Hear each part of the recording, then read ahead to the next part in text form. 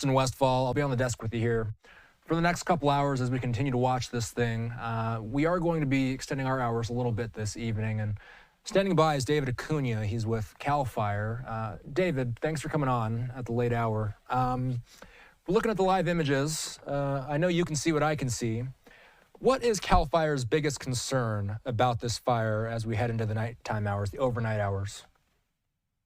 Well, thank you so much for having me on, Austin. And, it's incredible footage. I think as Fox 11 was talking, we saw one of the helicopters drop on a jackpot or an area with a lot of fuel, and it just knocked the heat out of it, which was great. And then our crew is going to be able to get in there.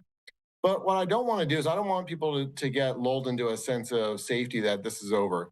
The red flag warning has been extended through Friday. And so winds are still a significant concern. As we can see, those fuels, despite the fact that it's January, are very, very dry. We didn't even have super strong winds.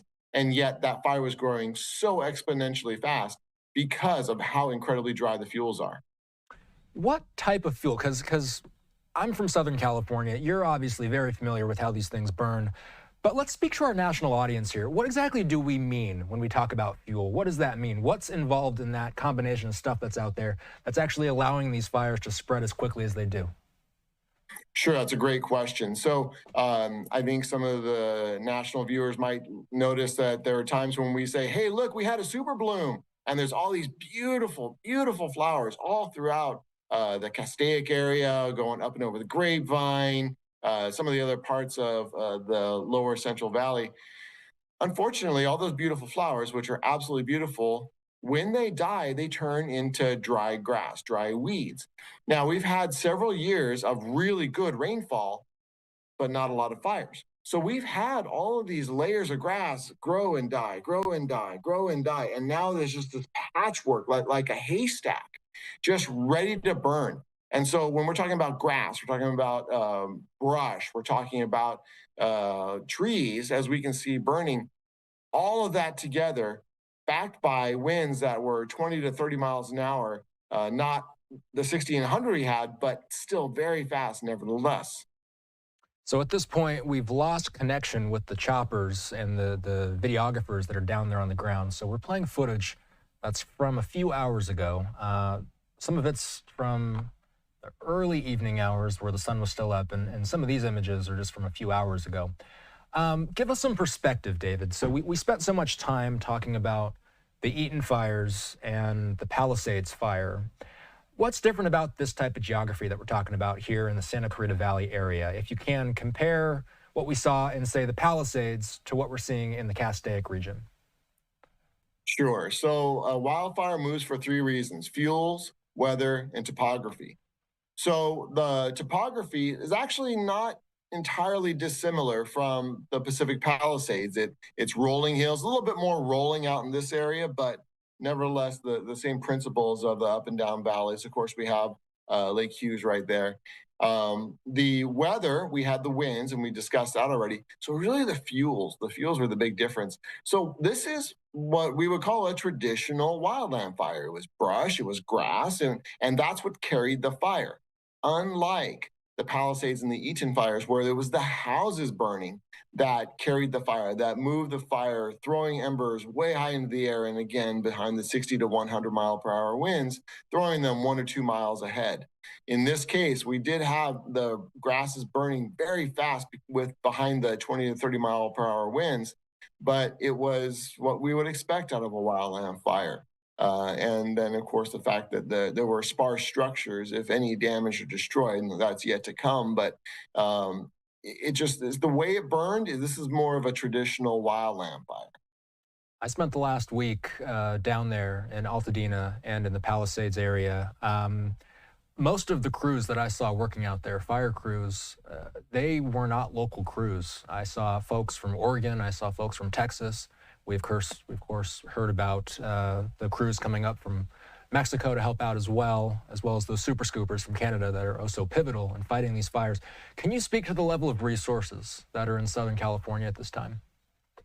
Yeah, so we had surged more than 2,500 personnel from our local, state, federal, and tribal partners all in the area waiting throughout different places to see if something was going to pop up. And they have. We have had several fires today. None of the other ones grew as large as the Hughes Fire, but we have been watching fires pop up and drop off all day long. Sometimes 2, 4 acres, sometimes maybe 10. There was a fire in Ventura not too long ago. And all of these are just popping up because the weather conditions region wide from Santa Barbara to San Diego are the same and they're prime. So having all those resources, and then we were immediately able to employ them as soon as the fire started. We had resources there in the Santa Clarita area staged, and they immediately responded and were able to join the firefight quickly, along with our aircraft.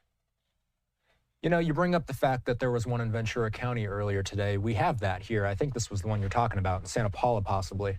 And this is a good example, David. They called this the Acuna Fire. It was in the middle of the river bottom there. They say crews on scene working to put the fire out. The combination of water drops and a ground attack stopped progress of the fire. No threat to structures.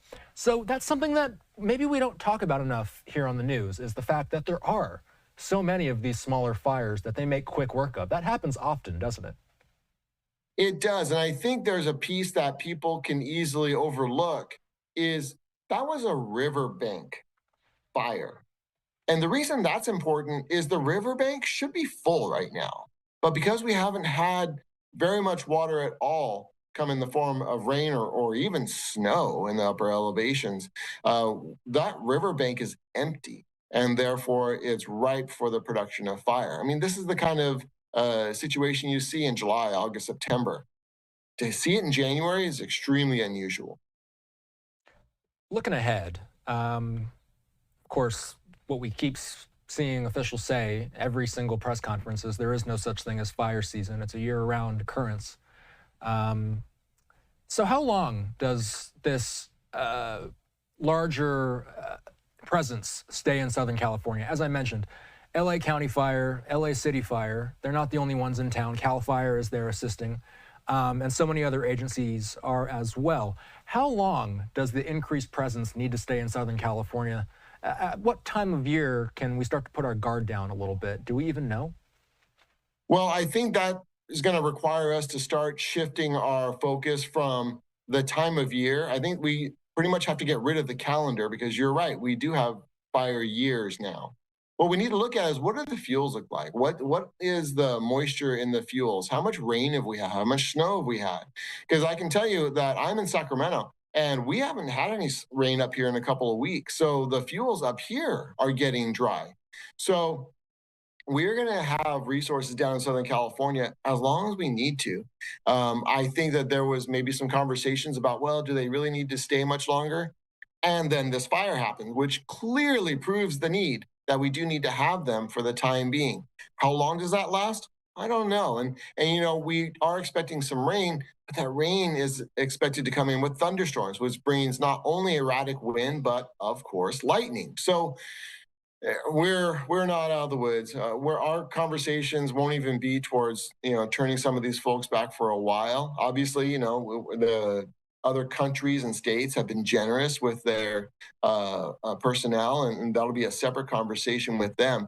But as far as Cal Fire, we will move resources anywhere we need in the state at any time. So as long as Southern California needs Northern California resources, we'll be here. Just keep in mind that in Northern California, the fire engines are still responding to medical aids and motor vehicle accidents and structure fires and rescues. So it's not like they're idle up there. They are very busy doing all that other stuff, and then hopefully some fuels treatment before summer comes around here all too shortly.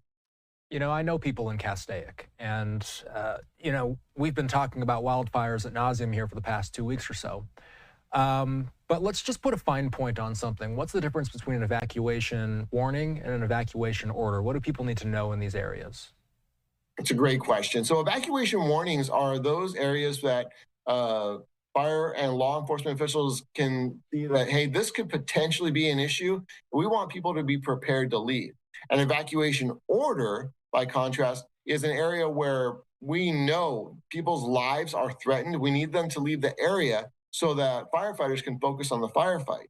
Now, there's a little caveat to that, though. In the evacuation warning, if somebody has in their family someone who's an infant or a senior or disabled, or like in this particular area, they're moving livestock, they need to leave when it's evacuation warning because it can be a challenge to move all those different types of people and animals in that situation. So don't wait for the order. Leave as soon as possible. Any final advice as we turn into the overnight hours and as we look ahead into the morning, David? What do people in the Santa Clarita Valley need to know? What do people in Castaic need to know? Well, I'm going to speak not only to those folks, but also everyone from Santa Barbara to San Diego. Please visit readyforwildfire.org so you can find the resources to prepare yourself and your family for evacuation. There's lists, there's ways to identify where the human, small animal, large animal, and livestock shelters are going to be. And there's also go bag information on what to pack. And please stay aware. Go to fire.ca.gov to watch where the fire is occurring and if there's an evacuation warning or an evacuation order where you live. We do appreciate the context. David Acuna joining us tonight with CAL FIRE. We appreciate the insight. We'll talk soon. Thank you so much.